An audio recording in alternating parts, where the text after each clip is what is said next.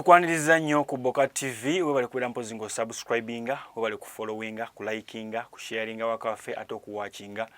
amawulire gannaku nnyonnyo naddala eri eggwanga lattu Uganda ate mpozi n'ensi yonna Queen wa Bungereza omukyala Elizabeth ate mpozi olunaku olwaleero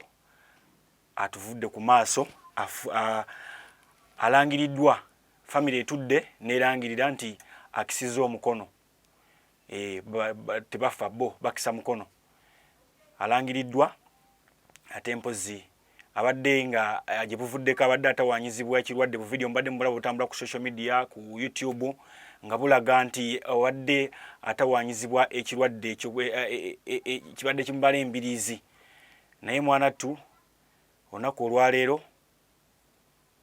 olubiri luli mu kiyongobero ebitonotono ku mukyalo ono oba nabakyala wa Bungereza lwaki ngambye nti Uganda eriemu ku nsi mpozi ate zinyoleddwamu lwa nsonga nti tulitwale Uganda twale lya Bungereza era Abangereza bano mpozi batufugira ddala mpaka omwaka gwa 1962 bwe batyo ne batuddiza ne batugamba kati mutandika okubeera nga mwefuga era wekanga ng'emyaka egisinga nabakyalo ono yali omu mpozi era owokuntikko okubeera mpozi era yayambako ko mujjukira kabaka waffe bwe yawangangusibwa era bwe yatwalibwa eyo Bungereza so omukyalo ono nabakyala wa Bungereza mpozi yazaalibwa ate mpozi mu kibuga Mayfair gye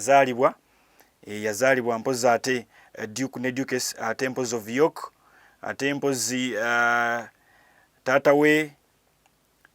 we mpozi ate yali King Edward ate mpozi bali ba Luganda naye nabakyalo ono ebitonotono mpozi ate ebirala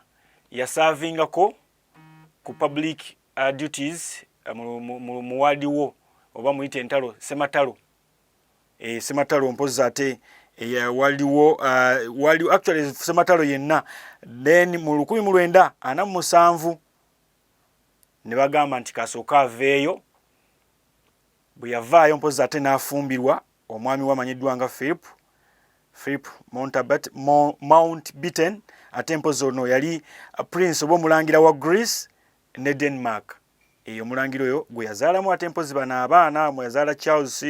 mwe yazaala Annie mwe yazaala mpozi ate Andrew n'abalala abaana abo mwe yabazaala ate mpozi omukulu ono yakisa omukono wano joli abalamu 221 we yakisiza omukono naye ate mpozi omukyalo ono Queen wa Bungereza yajjako mu Uganda muno yasooka najjako mu Uganda mu mwaka gwa kumeka mu mwaka gwa 54 we yasooka okugirako mpozi ate mu ggwanga lattu Uganda era bwe yajja tujjukira waliwo gye twandiisenga Queen Elizabeth National Game Park eri ku side eri ya Action Falls ne bagineminga after her mu 1954 ate mpozi era yaddamu n'akoma mu Uganda ng'ennaku z'omwezi 24 Novemba 2007 mwe yajja mujjukira bulungi nnyo ebiseera bya Chogamu so kaakati omukyalo oyo abadde wankizo nnyo mu ggwanga lattu n'ensi zonna eziri mu Commonwealth kati nno aba Queen Elizabeth National Game Park baali bagiyita Kazinga National Park by the year 1952 nga bwe bagiyita then mu 1954 ne bagikyusa ne bagiteekawo nga ekijjukizo okujjukira omukyala ono twagala okutuusa okusaasira kwaffe eri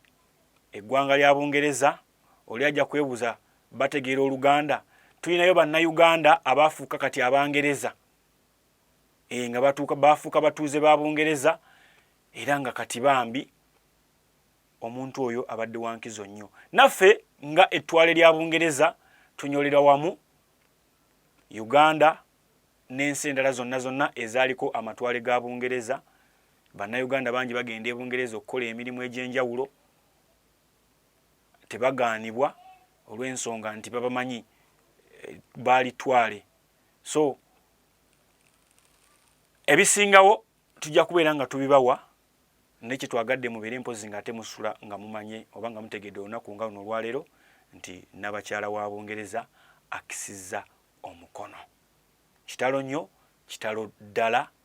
eri famire, eri Abannayuganda abawangalye mu ggwanga lya Bungereza, eri Abangereza bonna n'Obwakabaka bwa Buganda. Mubeere bulungi, mweraba. Okati TV neera